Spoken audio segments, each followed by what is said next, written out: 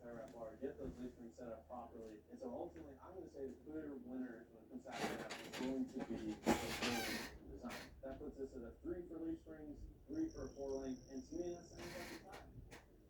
So, what am I going to be doing to fix the crusty commando, since apparently I'm not very good at creating a comparison on what I should do? Let's dive into a few of the comments you guys left me online and talk about some of the pros and cons that I haven't talked about already in this video, and ultimately what I'm going to be doing for the rear suspension of my crusty commando. Ultimately, I did put out a poll on both YouTube and my Instagram to see what you guys thought I should do on the crusty commando. Leave it leaf sprung or 4-link rear suspension. And ultimately, I would say I was pretty surprised. I thought it'd be kind of a landslide one way or the other, and it was really close.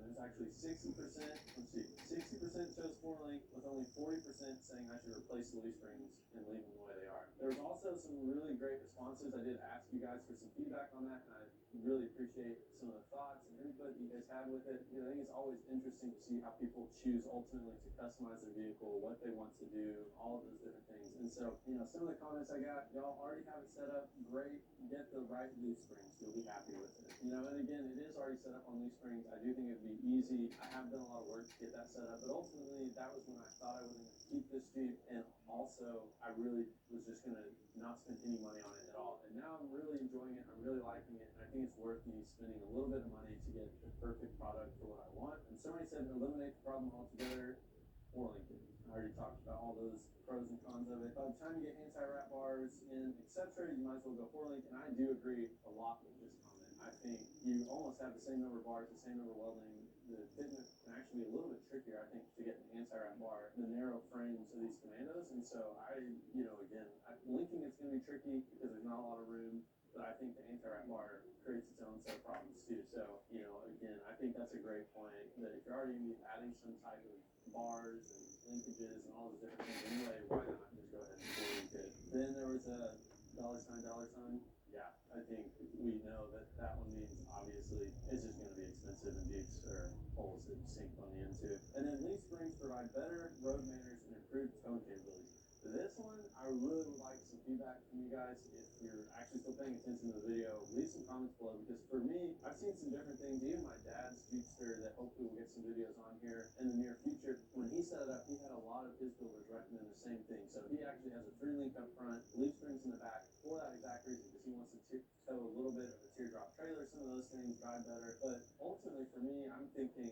as far as road manners go, I don't know why a link suspension wouldn't drive even better on the road. And then even towing, that addition of airbags with the link suspension would seem far easier than leaf springs. Well, maybe not, maybe about the same, but I'm really puzzled on this one. So guys, leave some comments below. Again, it said leaf springs provide better road manners and improved towing capabilities. And again, to me, even my Ram 1500, it's a 2016. It's got a link suspension in the rear with coil springs, and it tows great. So I'm not quite sure I agree with that statement. But what do you guys think? All right, guys, here we go. It's time to bring this thing home. I've talked about what I think. And we've got the crusty commando behind me. I've got some notes here on cost of different things, and I'm really trying to put some good numbers together on what I would decide to do in the back of this, with the financial piece accounted as well. So ultimately, I had two choices. One, replace the Jeep Cherokee leaf springs with a new set of leaf springs, or 4-link the back of it. Option one, with the leaf springs. That ultimately would be the easy button. I've made all the brackets, everything's in place. Ultimately, it's ready to go for leaf springs. I can home bolt. It's probably 10 bolts. Actually, I know it is. It's 10 bolts, 2 U-bolts on each side of the leaf spring, a bolt on the front, a bolt on the back for the shackle, and the leaf springs are out. I know I can do this entire swap in a matter of an hour, more than likely. But there is a cost associated with ordering the leaf springs. Since I looked into it, basically my options were I can order a set of heavy capacity, heavy duty leaf springs from General Spring, is where I found it on the website. It was $330 with bushings for a set of springs. So $330 is where I'd be at for a new set of springs. But if I did want them a little more tuned specifically for my application, I could go to a Beaver or an Alcan. And talking to a few different people, they were saying that could be anywhere from $800 to $1,000 for a pair of springs. And really, to me, that feels like I'm starting to get into the 4-link territory when it comes to cost. And so I'm not really sure that's that's the way I want to go. Now the rear axle is also broken, and so that's something that's going to have to get replaced. And I did find a solution for that. I won't leave any suspense. I thought about it, but really there's no reason. I do have a Dana 44 rear axle for it now with an ARB locker, chromoly shafts, 488 gears, so everything's ready to go for it. And so ultimately I just have to decide how to outfit that axle with either leaf springs or coil springs suspension. You know, those were kind of the other pieces. And then also when it came to cost for the leaf springs is I don't actually